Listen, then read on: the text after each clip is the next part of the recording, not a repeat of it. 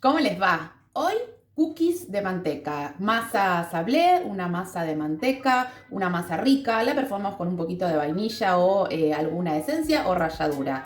Algo importante antes de empezar, manteca. Siempre manteca, a temperatura ambiente, manteca o mantequilla, nada de ponerla en el microondas porque se derrite, si no ya no nos va a servir. Voy a utilizar harina 4 ceros o refinada para pastelería con poco contenido de gluten. No lleva polvo de hornear, no lleva polvo leudante. Esta receta tiene 3 yemas, la podés reemplazar por un huevo. ¿Cómo voy a arrancar? La voy a hacer a mano para que vean que no necesito la batidora. Manteca que yo ya la corté para que me sea más fácil poder incorporarla. Está a una temperatura ambiente, la saco un rato antes de la heladera. El tiempo va a depender un poco de la temperatura que manejemos nosotros, nuestra temperatura ambiente. Voy a empezar primero a batirla ahí un poquito con un batidor, simplemente hasta que se forme una crema ahí, y le voy a incorporar azúcar impalpable, la más refinada que nosotros encontremos, y la voy a batir a mano hasta llegar a un punto pomada y hasta que se pueda incorporar por completo. Ya batí, ya incorporé, está hecho ahí una cremita de manteca y azúcar impalpable. Voy a incorporar las 3 yemas de a una, batiendo enérgicamente entre cada incorporación antes de añadir la siguiente yema, y si querés lo podés reemplazar por un huevo.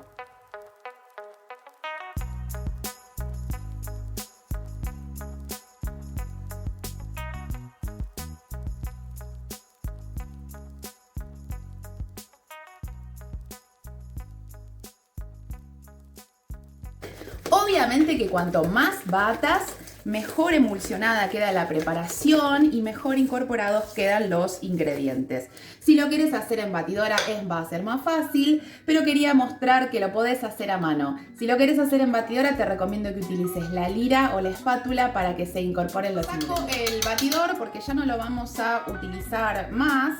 Y lo que voy a hacer ahora es incorporar los secos. En este caso, los secos van a ser simplemente harina, y voy a incorporar 250 gramos de harina. La harina está siempre previamente tamizada para que se incorpore más fácil, para eliminar posibles grumos. La voy a ir trabajando con la espátula muy de a poco.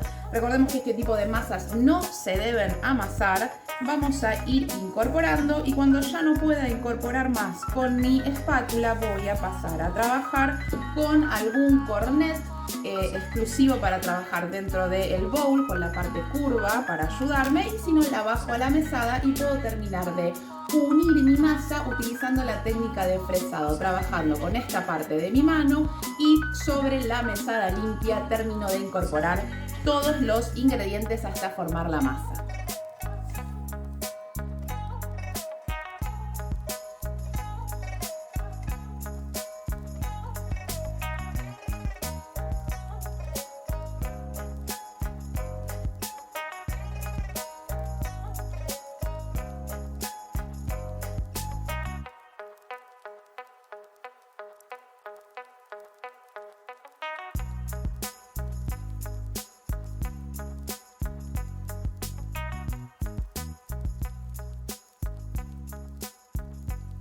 Ya tengo mi masa, no utilicé la técnica de fresado sobre la mesada para no ensuciar, lo hice simplemente dentro de mi bowl. Tengo mi masa formada, no veo rastros de harina, entonces de esta manera ya no la trabajo más, y puedo estirar papel film o simplemente una bolsita de arranque limpia.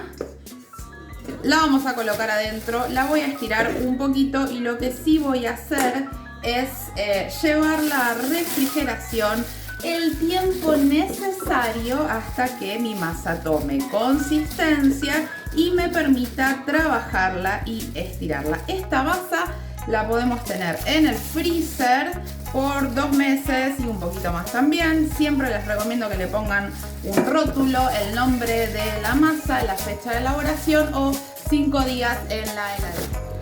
La masa reposó en frío. Esta estuvo un poco más, por eso está dura. ¿Qué te recomiendo? Que la dejes un poquito que se atempere a temperatura ambiente. Y si no, lo que podés hacer también es tomar una parte de la masa, romperla sobre una mesada limpia y de esta manera vas a homogeneizar la temperatura simplemente con los dedos para no darle demasiado calor, con la punta de los dedos. Homogeneizas toda la temperatura de la masa hasta que se vuelva a formar el bollito que podés estirar. Cuando la masa ya tiene una textura que está fría, pero me permita manipularla, voy a utilizar muy poquita harina, simplemente para estirarla. Y un secreto clave para estirar es hacer presión con el palote, no seguir estirando, girar la masa para asegurarme que la masa está despegada. Giro y vuelvo a estirar.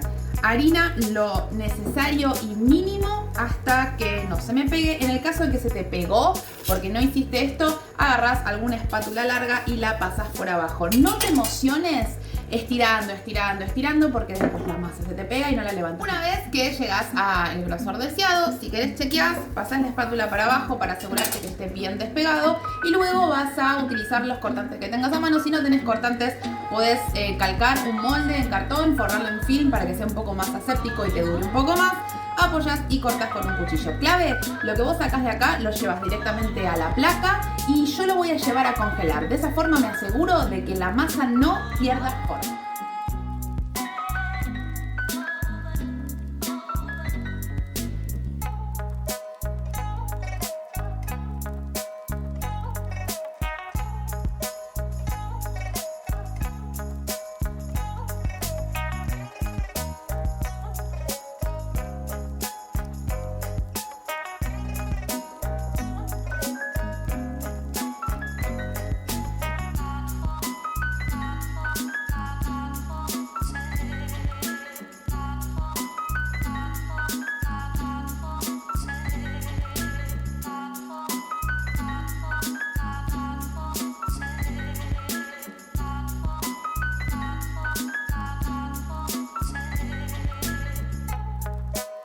¿Qué haces con los recortes? Apenas los unís, bolsita a la heladera para que tomen frío nuevamente y lo volvés a estirar. Ten en cuenta utilizar los recortes aparte de la masa fresca porque tienden a deformarse un poquito más que la masa que nunca fue. Llego a cocinar, como dijimos, la cookie congelada para que no pierda la forma, sobre todo si es una forma muy delicada. Y otra cosa importante, cocción 170-180 grados, entre 8 y 9 minutos aproximadamente. Va a recontra depender de la distribución del calor de tu horno, del grosor de la masa y del tamaño elegido. Pon en la misma placa tamaños similares. Tamaños similares, tiempo de cocción similar. La cookie debe estar levemente dorada en la base, blanca en superficie. No la levantes en caliente, la sacás del horno, la dejas enfriar y luego la decorás. Y vas a amar y disfrutar esta receta tanto como yo. Creo que hace más de 10 años que la hago. Que la disfrutes mucho.